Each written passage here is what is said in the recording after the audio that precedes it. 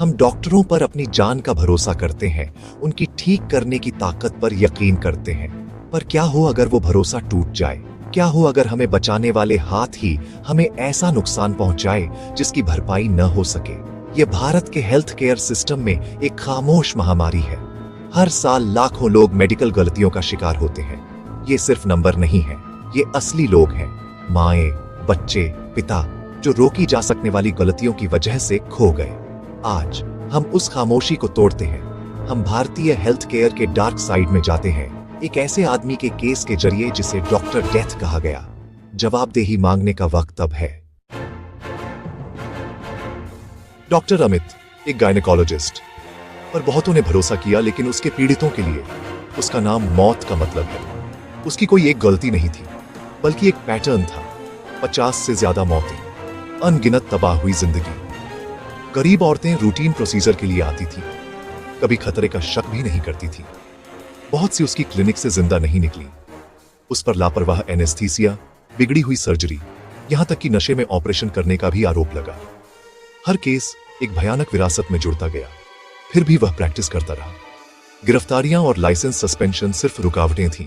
वह कहीं और फिर से खोल लेता, बेखौफ। सिस्टम ने उसे सक्षम बनाया। जमानत आसान थी, निगरानी न के बराबर थी। जब भी वह पकड़ा जाता, साइकिल दोहराई जाती। थोड़ी देर का हंगामा, फिर सब कुछ सामान्य। संदेश साफ था, गरीबों की जिंदगी एक डॉक्टर के करियर से कम मायने रखती थी। डॉक्टर अमित की कहानी एक ऐसे सिस्टम का एक कड़ा आरोप है जहां एक सफेद कोट मौत का लाइसेंस बन सकता है। उसके पीड़ितों की चीखें अनसुनी कर दी गईं, हवा में खो गईं। डॉक्टर अमित का केस अनोखा नहीं है, यह एक टूटे हुए सिस्टम का लक्षण है।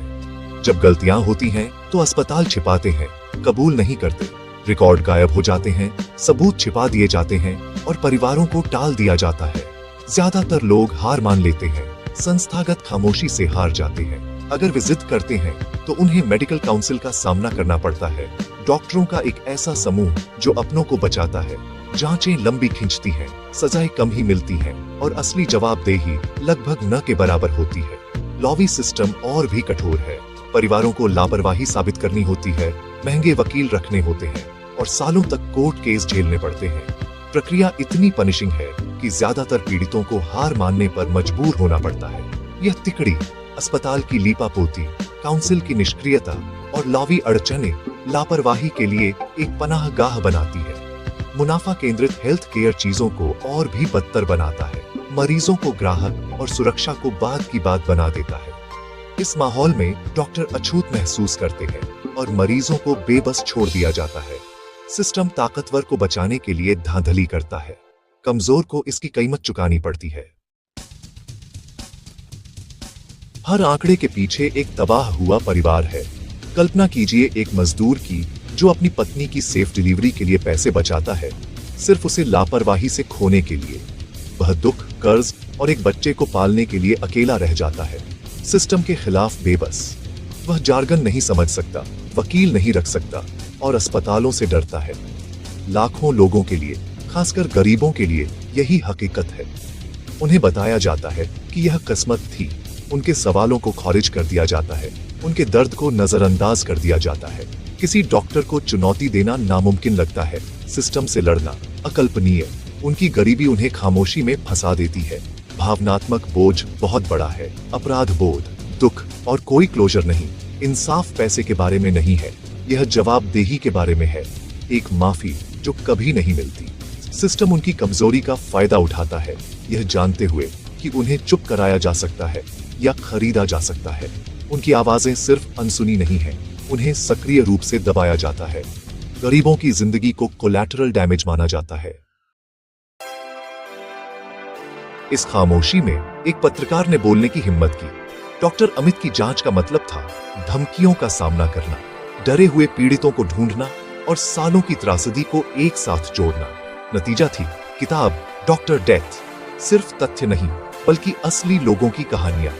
इसने मैल प्रैक्टिस के पैटर्न और सिस्टम की विफलताओं को उजागर किया। इसे प्रकाशित करना एक शक्तिशाली मेडिकल लॉबी के खिलाफ एक चुनौती थी। पत्रकार का संघर्ष पीड़ितों के संघर्ष जैसा था, इंसाफ के लिए एक अकेली लड़ाई।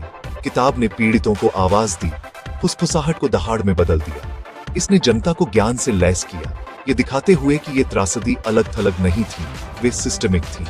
एक डॉक्टर के अपराधों का दस्तावेजीकरण करके इसने पूरे सिस्टम को कटघरे में खड़ा कर दिया।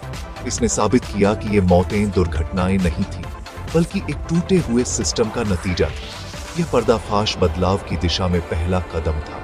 इसने लोगों को सवाल उठाने और बेहतर की मांग करने के लिए सशक्त किया। डॉक्टर डेथ की कहानी एक वेकअप कॉल है। अब बदलाव का वक्त है। हमें सख्त कानून चाहिए। ग्रॉस नेग्लिजेंस पर स्थायी लाइसेंस रद्द हो। जान खतरे में डालने वाले डॉक्टरों को आपराधिक सजा मिले। मेडिकल काउंसिलों में आउटसाइडर्स, एथिसिस्ट्स, लॉवी विशेषज्ञ, मरीजों के लॉयर शामिल हों। असली बदलाव हमसे शुरू होता है। सूचित सशक्त मरीज मैल प्रैक्टिस के खिलाफ सबसे अच्छा बचाव है। सुरक्षित हेल्थ केयर की लड़ाई हर किसी की है। अब आवाज उठाएं।